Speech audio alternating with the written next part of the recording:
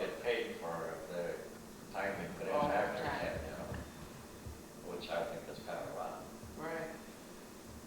Not fair, you know. Because they're working for nothing, and they don't pay that much anyhow. They only pay $3.50 an hour. What's the minimum now? Is that the minimum? I think it's about it, 350 or 335 or something like that. And I don't think they're about to give part-time people a raise very easily either, you know. That keeps you a cigarette. Yeah, that's. I know our granddaughter, she works, well, she's quit now because she's going to school, but she worked at a Baskin and Robbins in Schaumburg there. And those kids would have to, after they shut, they had to mop up the floors and clean that whole place up. And see, that wasn't allotted in their working time either. Well, they expect that, like all, they said, well, you have to mop the floor every night, you know, sweep it, mop it.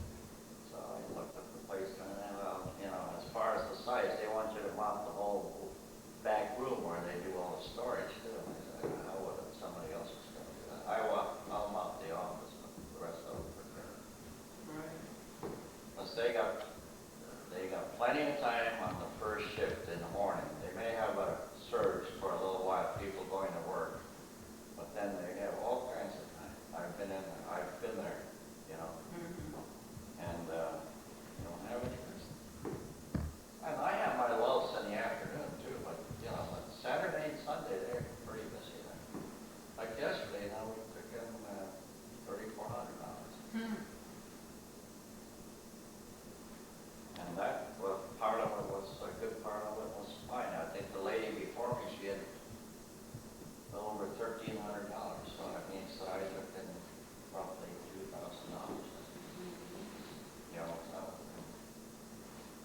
they come at times, I don't know, it's, they have 5 cars there at one time. And that's lawful. And they're so low. Well, I don't know, Pop. Is it busier on the weekends than it is during the week when you were working there? Yeah. Busier on the weekends. Okay.